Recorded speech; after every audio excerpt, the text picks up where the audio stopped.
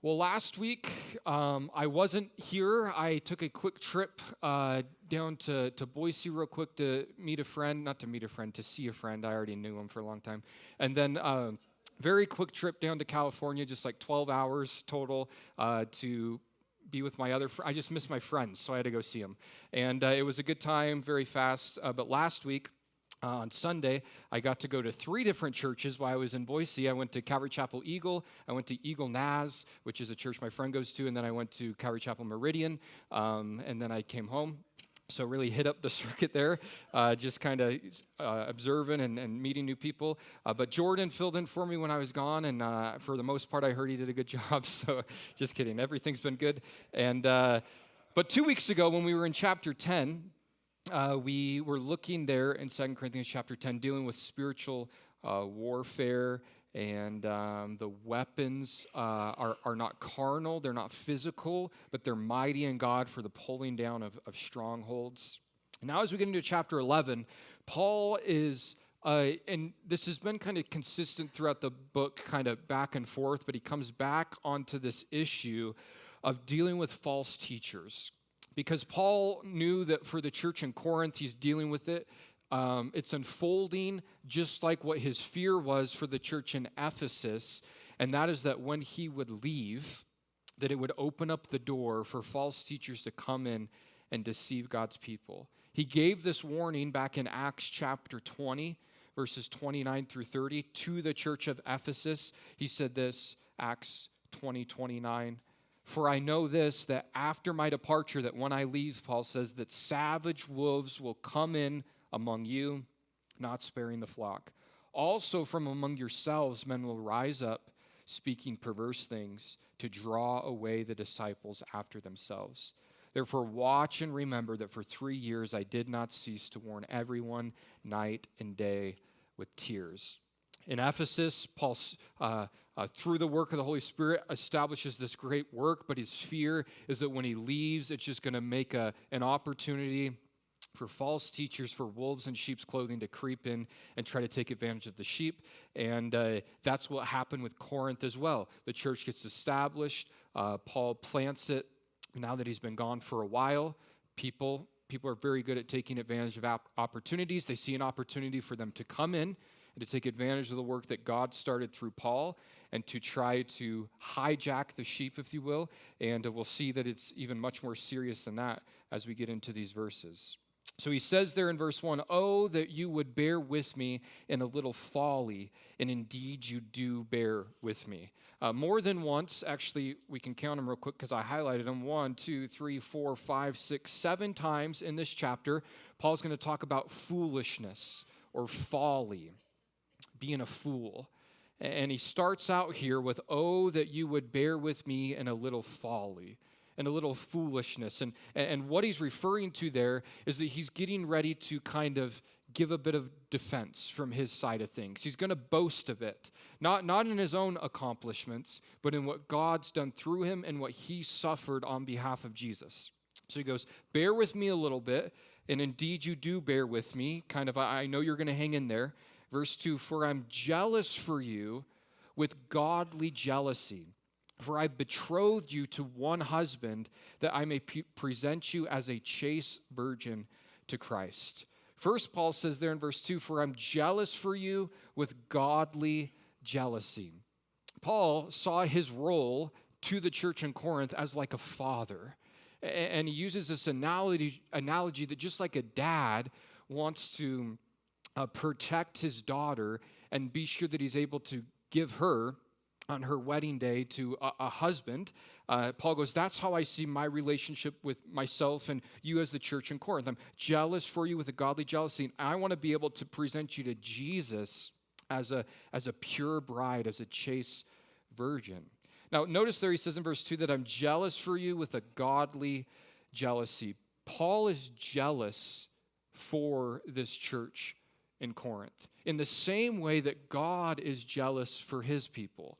In Exodus chapter 34, verse number 14, we learn something about God.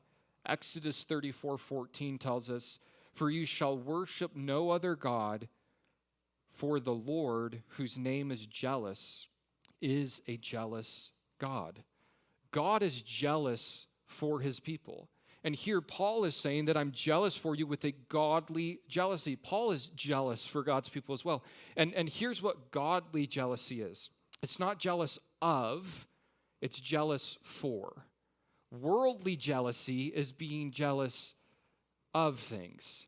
It's looking at what someone has or the life that someone's living or the things that someone has and kind of coveting. A godly jealousy is being jealous for someone in a good and a righteous way. God is jealous for his people in the same way that Paul is jealous for his people, in that God doesn't want to share his people. God says, I made you, I created you, I bought you, you've believed in me, and you belong to me. And because of that, I don't want to share you with anyone else. And Paul has this heart for God's people to be sold out to God alone. But his concern is that because these false teachers are creeping in, that they're going to get their sight and their vision and their aim off of simply Jesus and on to other things. And he knows that that's not the heart of Jesus for him, and it isn't his heart as well. He says, I'm jealous for you with a godly jealousy, for I've betrothed you. I've introduced you to, I've allowed you to be engaged, in a sense, to one husband. Paul says that I may be able to present you as a chaste virgin to Christ. He goes, that's what I want to be able to do. In the same way that a dad wants to protect his daughter, I want to protect you as the church, he says, so that you can just be only Jesus's. Not a bunch of people, but only Jesus's. And this kind of reminds me of some imagery that we see in one of my favorite books there in the Old Testament, which is the book of Ruth. Because in Ruth chapter 3, we see that this young Moabite lady by the name of Ruth falls in love with this Jewish guy whose name is Boaz, and she needs to let Boaz know that she likes him, that she's interested, right? And that's kind of hard sometimes. It's hard to tell when someone's just being nice to you or if they like you. That's probably just an issue I face. But they made it very clear back here in this culture, if you're like kind of really interested, at least with what Ruth has to do here in Ruth chapter 3. And that is that she gets all cleaned up and dolled up and sprays on this perfume. And she actually sneaks into where Boaz has been working, and he's done working after threshing the grain. He's sleeping by his pile of grain. She sneaks in there, she uncovers his feet, and she lays down at his feet. That's how you know someone's interested in you. So no mixed messaging there. And Boaz gets awoken from his sleep. It says he's startled because there was Ruth laying at his feet. He's like, whoa. But then this conversation starts to happen. Ruth chapter 3, let's start there in verse 9. It says, and he said, who are you? So she answered, I am Ruth, your maidservant. Take your maidservant under your wing, for you are a close relative. And he said, blessed are you of the Lord, my daughter, for you have shown more kindness at the end than at the beginning, in that you did not go after young men, whether poor or rich. And now, my daughter, do not fear. I will do for you all that you request, for all the people of my town know that you are a virtuous woman. Whoa, Boaz says, who's that? She goes, I'm Ruth, your maidservant. I'm your girl, she says, right? I'm yours. He goes, oh man, it sounds so good to hear you say that you're identifying yourself as belonging to me, as being mine, Boaz says.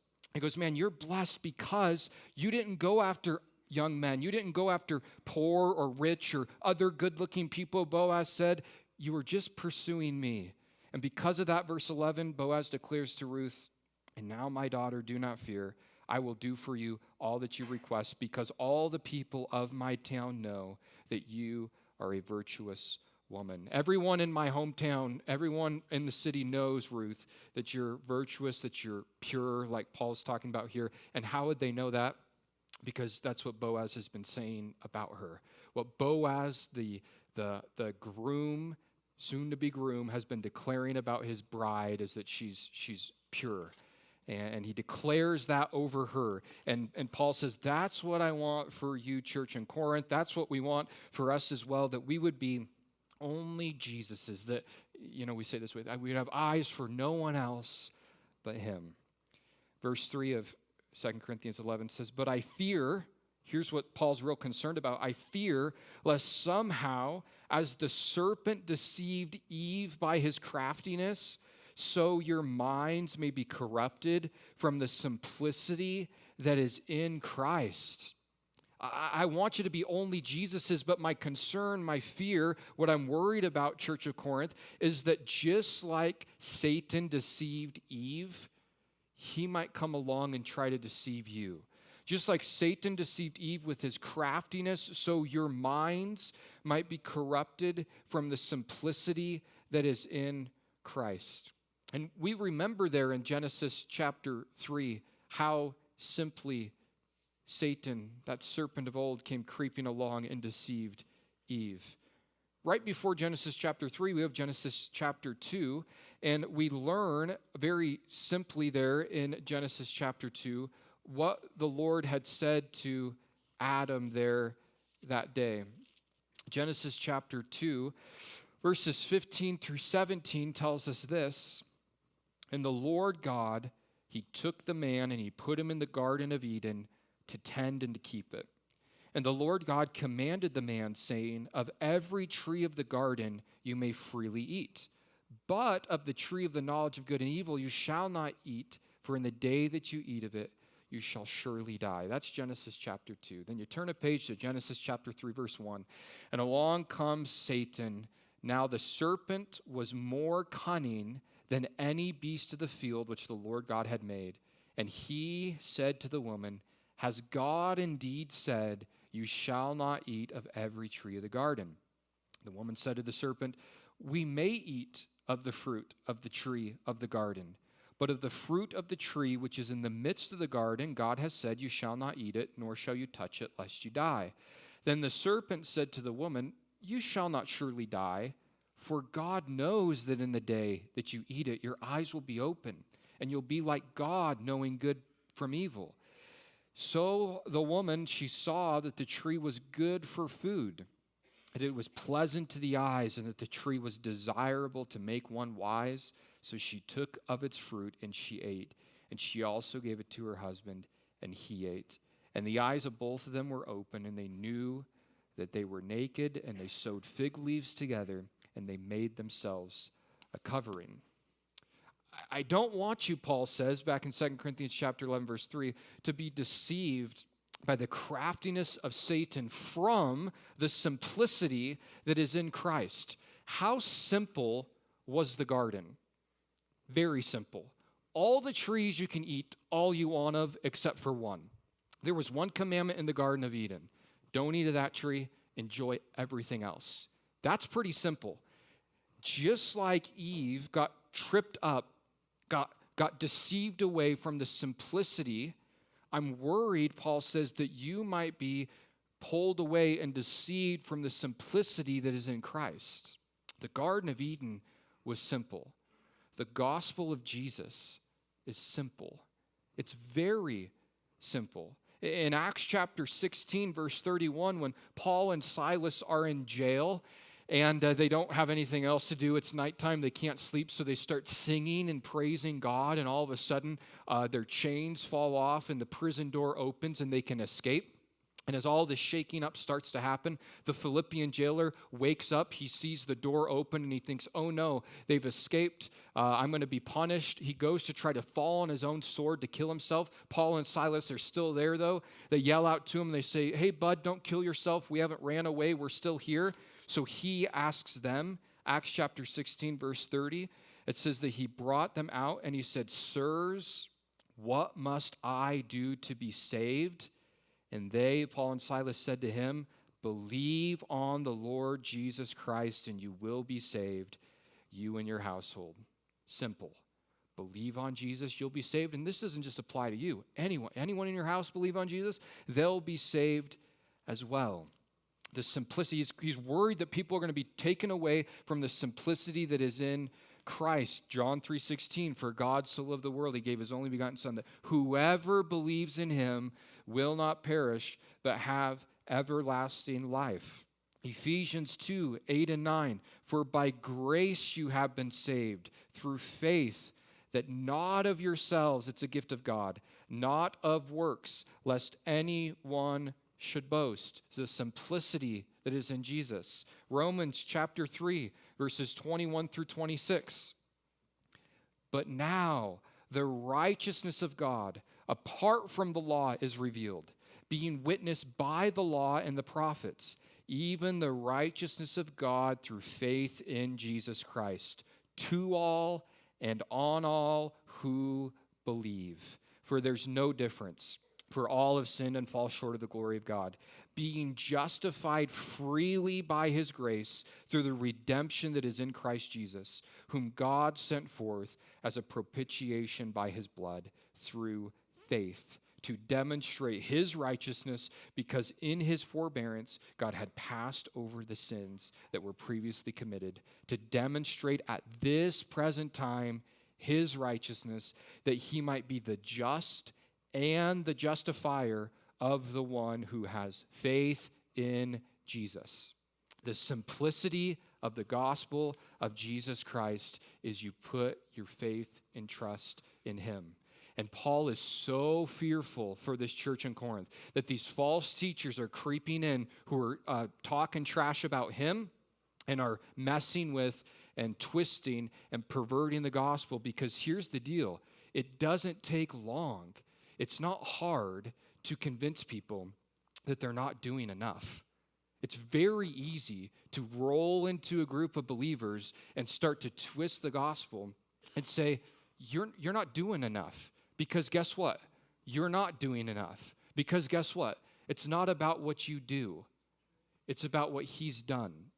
And false teachers come in and get the focus on you and what you have to offer and what you have to bring to the table to make yourself right with Jesus. Paul's saying just in the next verse, that's a false gospel. The true gospel, the only real good news, is that what Jesus has done for you. And it's very easy as people start to work in to get focus off of you or off of Jesus and on to you. And Paul's so concerned that this church in Corinth is going to be deceived away by Satan from the simplicity that is in Jesus. Verse 4, he goes, and now he's using examples of what he's hearing about going on there in Corinth. For if he who comes preaches another Jesus, whom we have not preached, or if you receive a different spirit, which you have not received, or a different gospel, which you have not accepted, you may well put up with it. Paul goes, I'm hearing rumors that there are false teachers going around. They're coming in, they're taking advantage of the church of Corinth. They're teaching another Jesus, they're teaching a different spirit, and they're teaching a different gospel, and you guys are putting up with it. The end of that verse. You may well put up with it. You seem to be fine. You're letting them continue on their propaganda, he says. It's not good at all. And these three things in verse 4 are the exact same things that every ism in the world gets wrong. Jesus, who Jesus is, the work of the Holy Spirit in our lives, and what Jesus has done for us, the gospel. Every single man-made ism that's a religion, that's a false teaching from man, errs on those three major players. A different Jesus, a different spirit, a different gospel. And it's very subtle. And that's why when you're talking to people, it's always just good to ask questions. I'm never a big fan of people telling me what I believe, but people generally like telling people what they believe. In the sense of, let me just paint the picture. People, you might be interacting with someone in our community who goes, I'm a Christian. Instead of you saying, you're not a Christian, you should ask, that's awesome. You believe in Jesus. Yeah. Okay. Who is Jesus? Who is Jesus? Well, he's my Savior. Okay, who else is he? Well, he's the Son of God. Okay, is he eternal or was he created? Because the Bible says in John chapter 1 that in the beginning was the Word was with God, the Word was God, he was in the beginning with God, all things were made through him, and without him nothing was made that was made. Meaning, Jesus is the creator of everything. So if Jesus is the creator of everything, then he's not creation, he's creator. So if I'm interacting with someone who professes to believe in Jesus, but the Jesus they believe in is a created being, guess what they have according to Paul in verse 4? They have another Jesus. Same name, different guy. It'd be like if I told you, oh yeah, last week Jordan taught at Calvary Chapel Salmon. You guys go, oh yeah, I know Jordan. He plays the drums and works at Valleywide. Different Jordan, right? Different Jesus. Just because someone's talking about Jesus doesn't necessarily mean it's the same Jesus. Paul goes, there's other Jesuses out there that are being preached that's not the true Jesus. There's a different spirit that they want to try to get you to receive. There's a different gospel that they're trying to tell you that Jesus has done for you. And this concern that he has here is one that is an issue for the church in Galatia as well. And just like 2 pages to your right, in Galatians chapter 1, verses 6 through 9, Paul has to give a similar warning to that church. Galatians chapter 1, verse 6. He says, I marvel that you're turning away so soon from him who called you into the grace of Christ to a different gospel, which is not another, but there's some who trouble you and want to pervert, who want to twist the gospel of Christ. But even if we or an angel from heaven preaches any other gospel to you than what we have preached to you, let him be accursed. As we have said before, so now I say again, if anyone preaches any other gospel to you than what you have received, let him be accursed. For do I now persuade men or God? Or do I speak to please men? For if I still pleased men, I would not be a bondservant of Christ. If anyone preaches any other gospel to you. Yeah, but I mean, Paul, what if an angel shows up and preaches another gospel? Let him be accursed. Greek, anathema, literally damned. If anyone shows up to you with a different message of the gospel that's not what's clearly found in Scripture, if it's a person, Paul says, if it's an angel, he even says, even if it's one of us, even if we come along and say, oh, we've changed our minds, it's not by faith alone and by grace alone and Christ alone, it's something else, Paul says, don't have anything to do with it. And I find it really interesting that here in 2 Corinthians chapter 11, in a few verses, he's going to talk about how even Satan himself can transform himself into an angel of light. And then in Galatians chapter 1, he tells us there, even if an angel from heaven preaches a different gospel to you than what you have received, let him be accursed.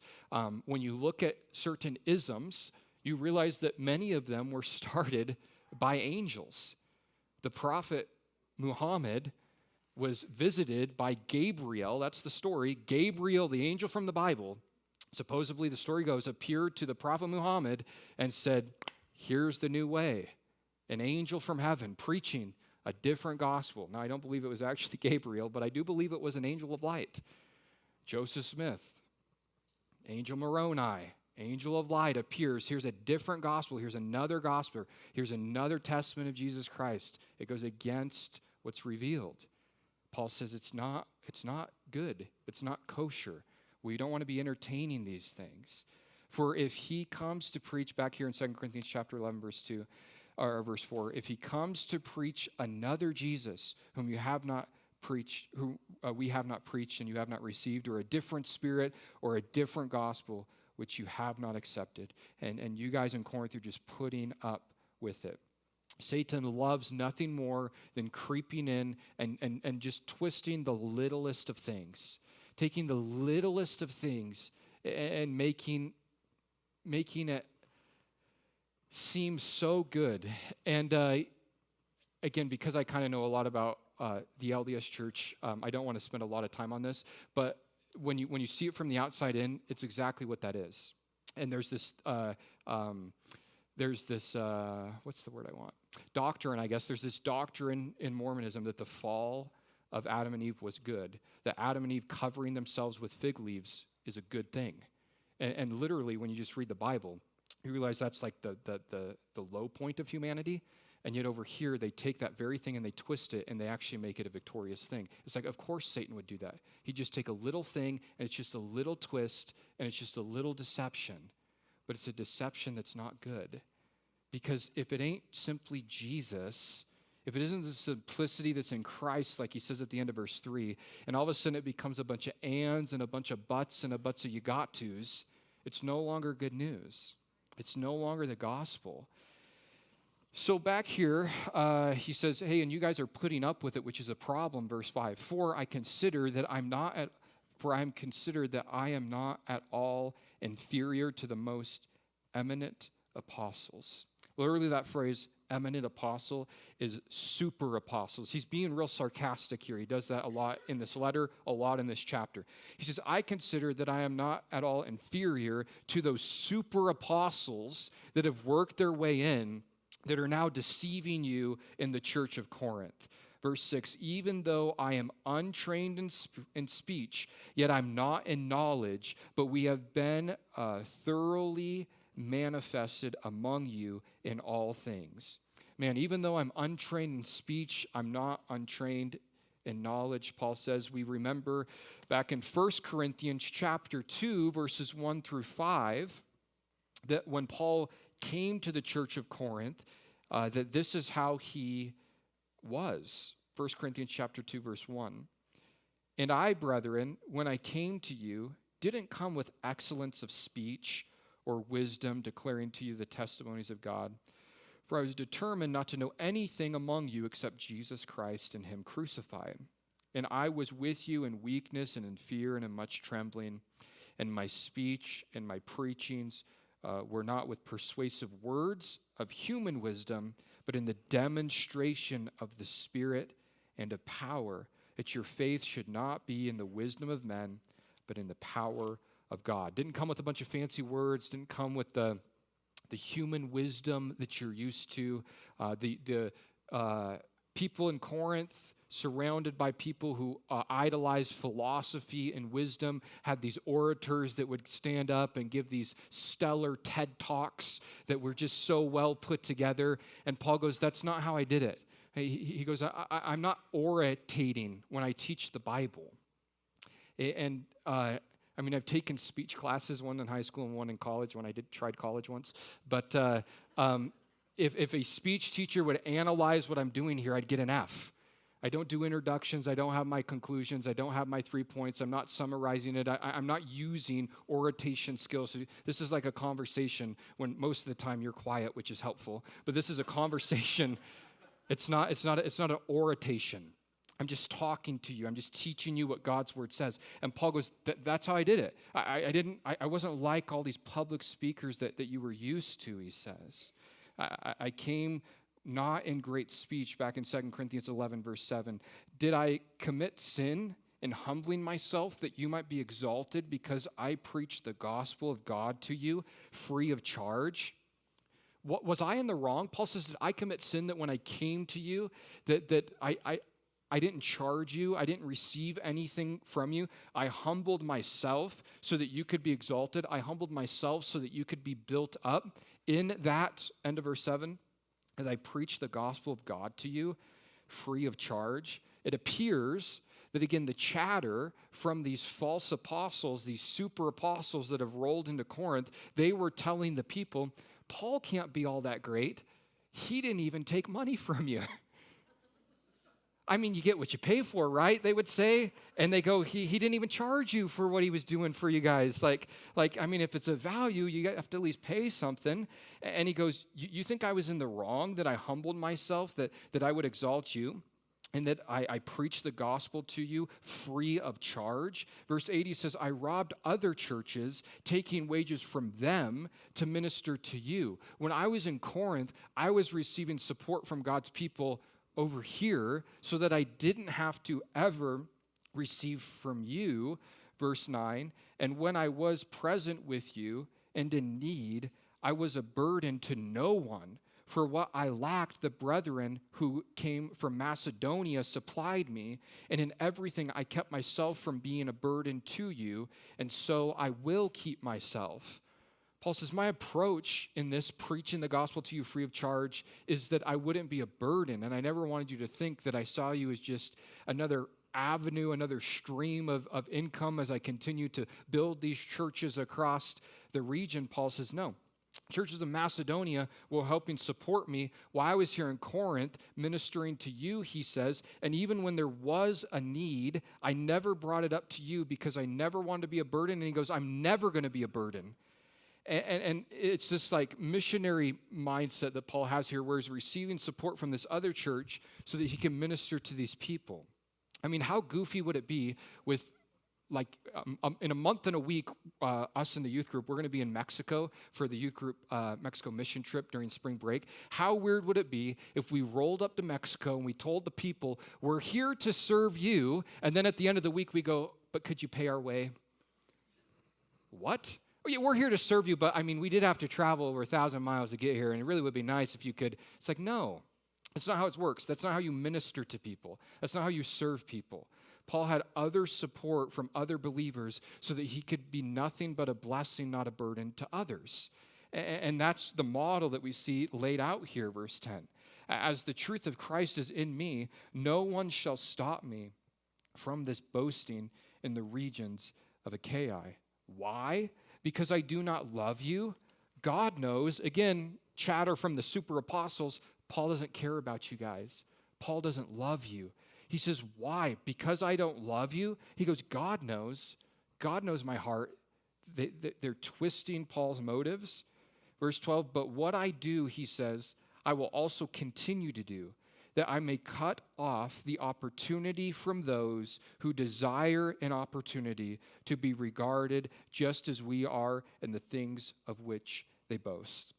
Paul goes, what I've been doing, I'm just going to keep doing that. But what I do, I will also continue to do. For this reason, that I may cut off, I may stop, I may hinder, I can cut off the stream, I may cut off the opportunity from those who desire an opportunity to be regarded just as we are in the things of which they boast. These false apostles are rising up, and the game they're playing is we're apostles just like Paul, but better. So they're piggybacking on the work that Jesus is doing through Paul, and he's saying, I'm just going to keep moving forward. I'm going to keep speaking truth, and he's getting ready to call them out as false apostles. He says, I'm going to keep doing this so that I can cut off the opportunity that people are taking advantage of the situation. Verse 13, and here's where he just calls them out in verses 13, 14, and 15. For such are false apostles, deceitful workers, transforming themselves into apostles of Christ. And no wonder, for Satan himself transforms himself into an angel of light. Therefore, it's no great thing if his ministers also transform themselves into ministers of righteousness, whose end will be according to their works.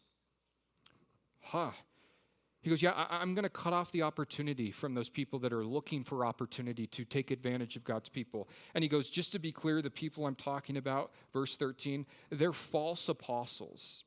They're fake, he says. They're not what they're claiming to be. They're deceitful workers, and they are transforming themselves into apostles of Christ.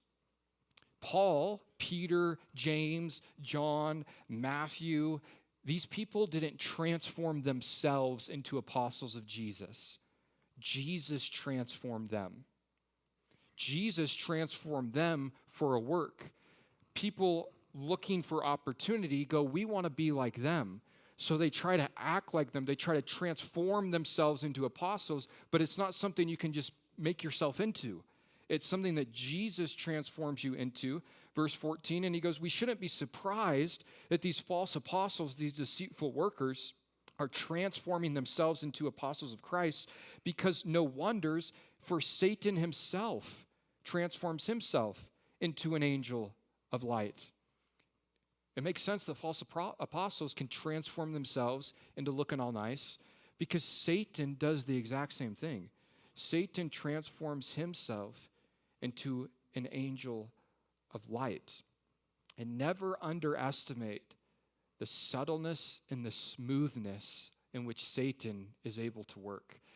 Sometimes we err in thinking that Satan is just always the evil-looking red guy with the pitchfork. No. He very rarely tempts you in your life with blatant evil. It's a little perversion twist of the truth. It's a little compromise by little by little. Satan looks pretty bright sometimes. Satan looks like sometimes that his way, that his agenda, that his propagation is the moral way to go.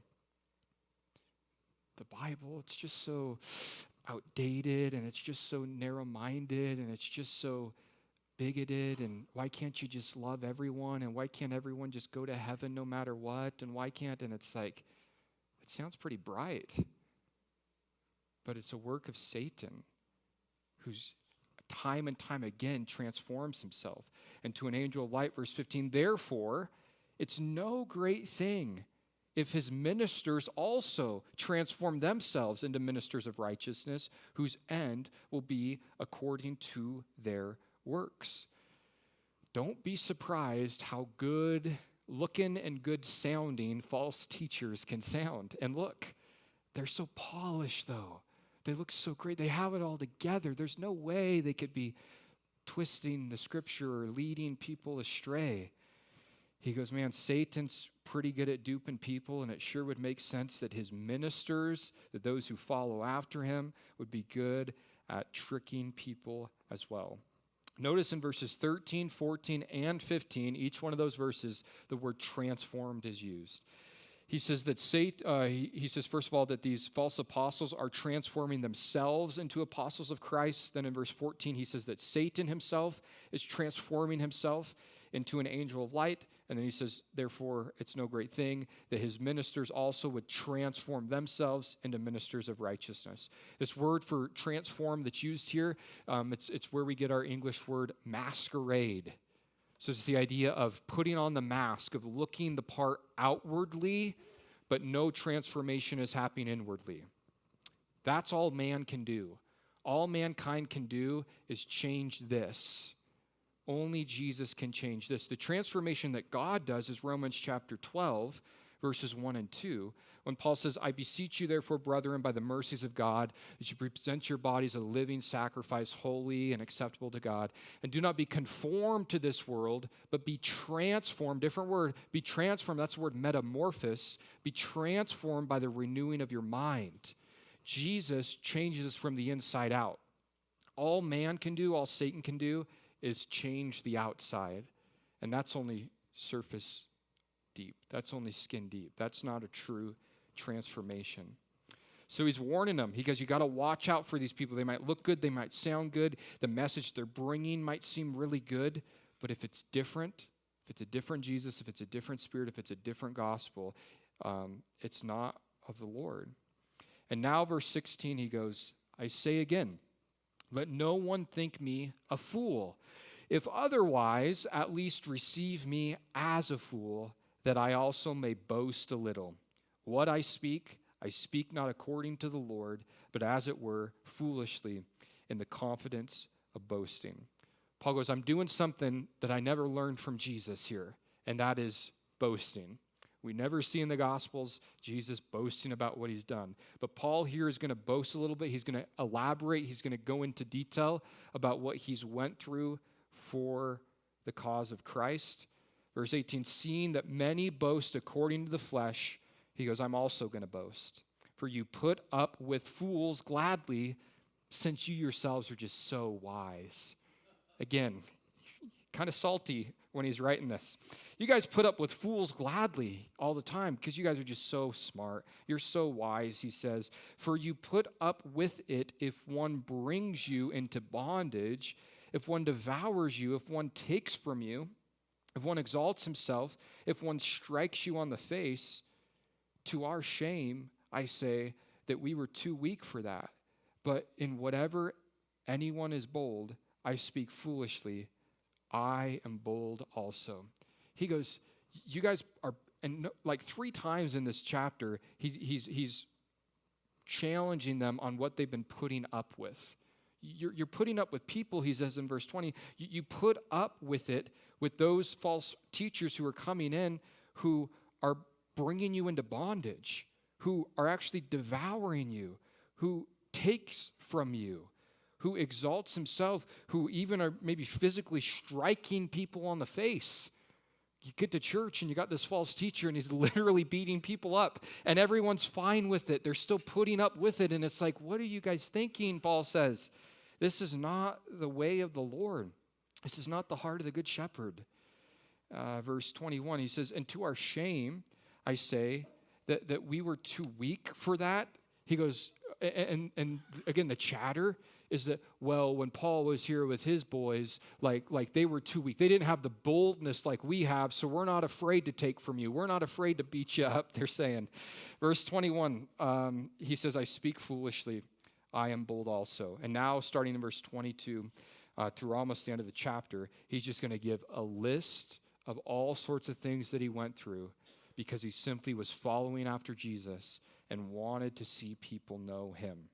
This is what Paul went through, verse 22.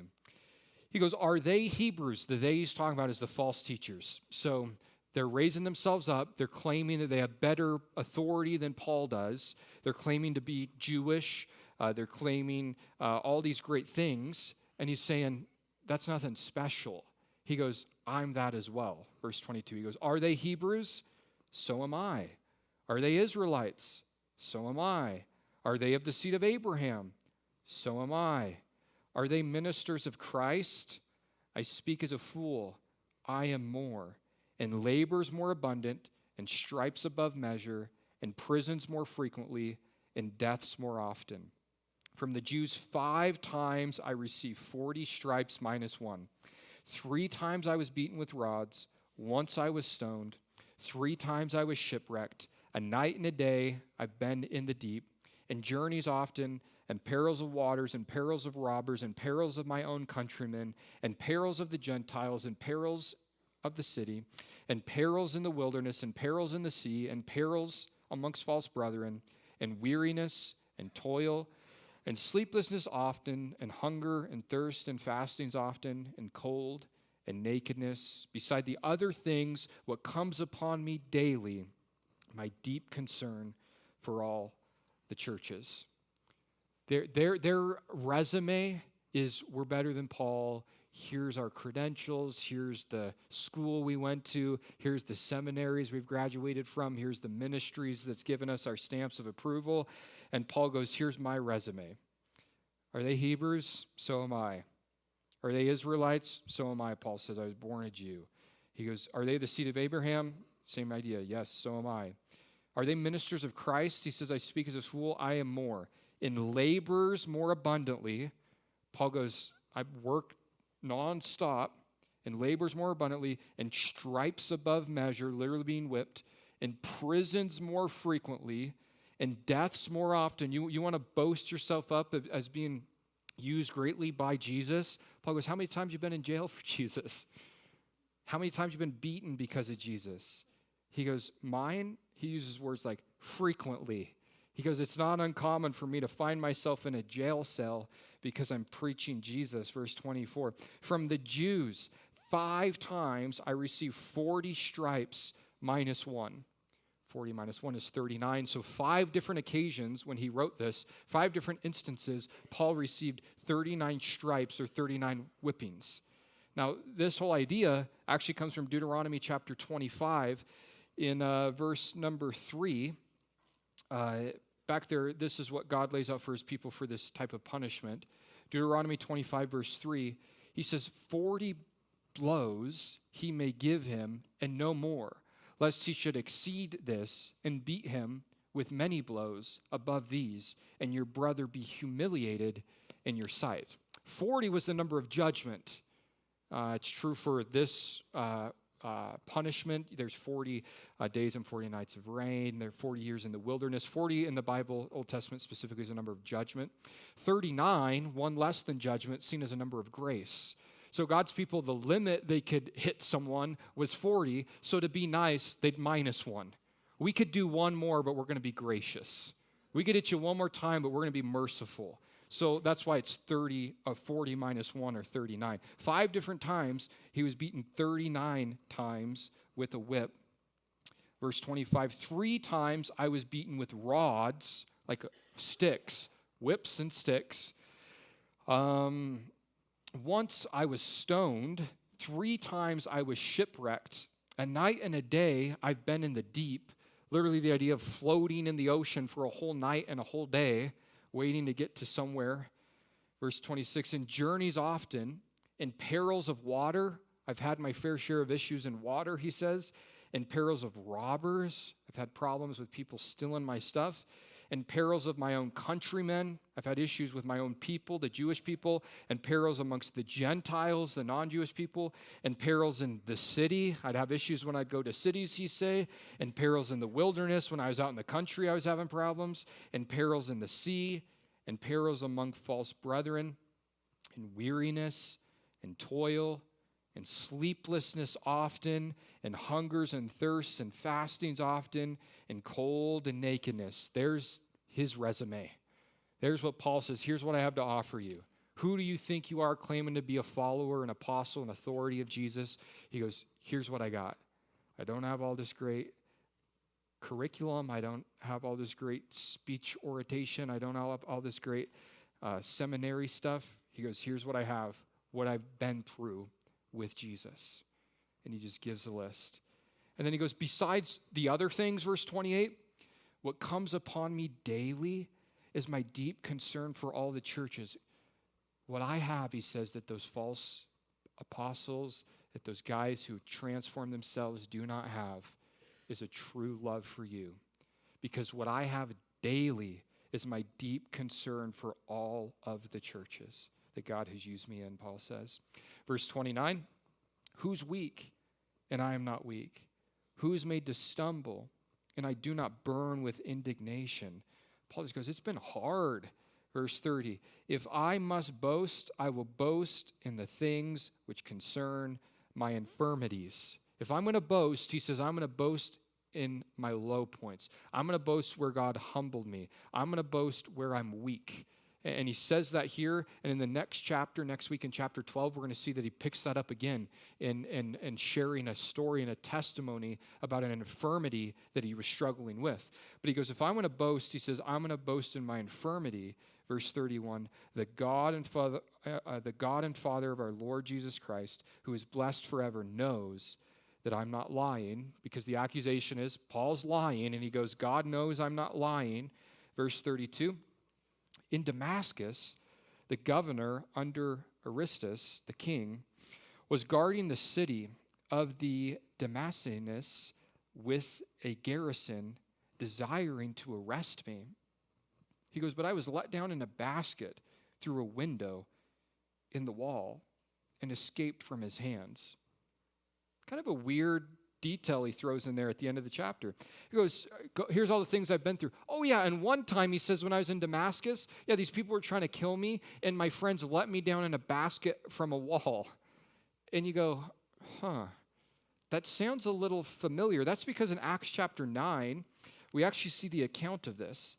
In Acts chapter 9, starting there in verse 19, after Paul has his road of Damascus experience, and after he goes and gets baptized and receives his sight, some time passes, and then it says in Acts 9:19, so when he had received food, he was strengthened, and then Saul, he spent some days with the disciples in Damascus, and immediately he preached the Christ in the synagogues, that he is the Son of God.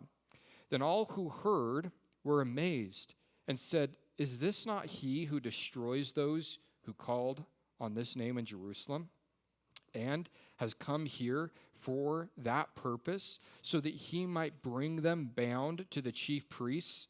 But Saul increased all the more in strength and confounded the Jews who dwelt in Damascus, proving that this Jesus is the Christ.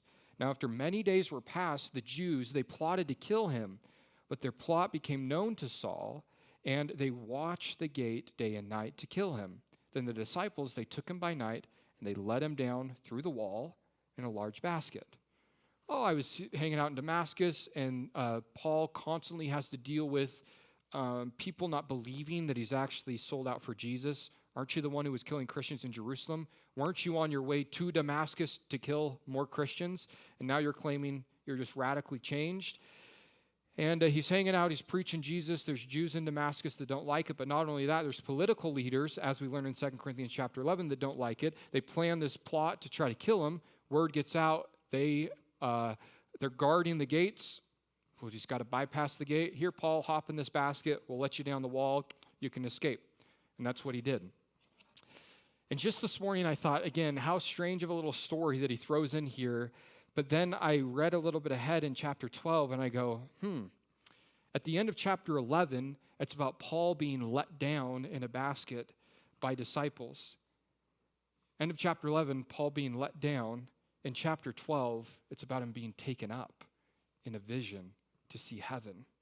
And I think there's something there. I don't know. I'll have to read chapter 12 more next week, and we'll see if we can tie something in there. Let down, the end of chapter 11, taken up, beginning of chapter 12, as he gets to see heaven. We'll talk about that next week. But like we saw at the beginning, there's 1, 2, 3, 4, 5, 6, 7 times in this chapter where Paul uses the term fool or foolishly. And Paul even says there in, what verse was it? Verse 23, he says, "Are they ministers of Christ? I speak as a fool. I am more."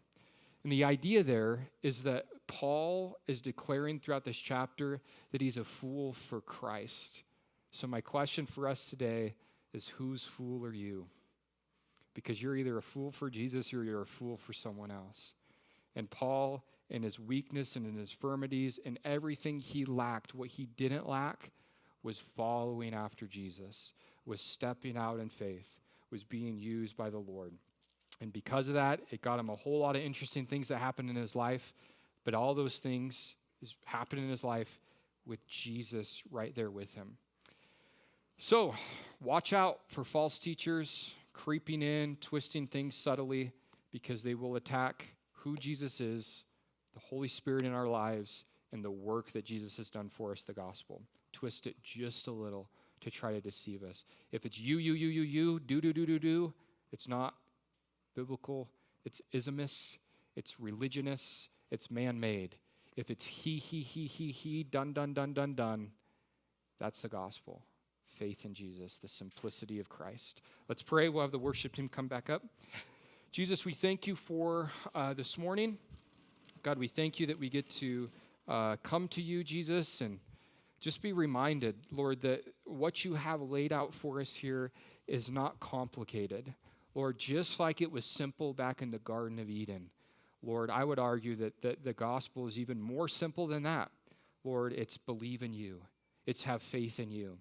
And Lord, I pray that you would guard us, Lord, from being led astray, from being caught up, Lord, in things that just simply aren't of you.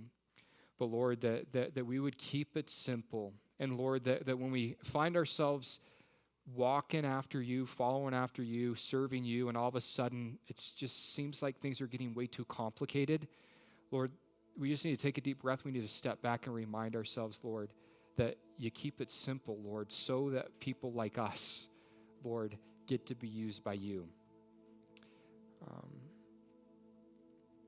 Lord, give us wisdom. Lord, help us not to believe angels. Lord, help us not to believe false teachers. Lord, help us not to believe even me, Jesus. We want to believe your word. Lord, we want to hold on to what's been revealed, because that is what's true. That is what's safe. That is what is powerful. So, Jesus, we just thank you for your goodness. In your name we pray. Amen.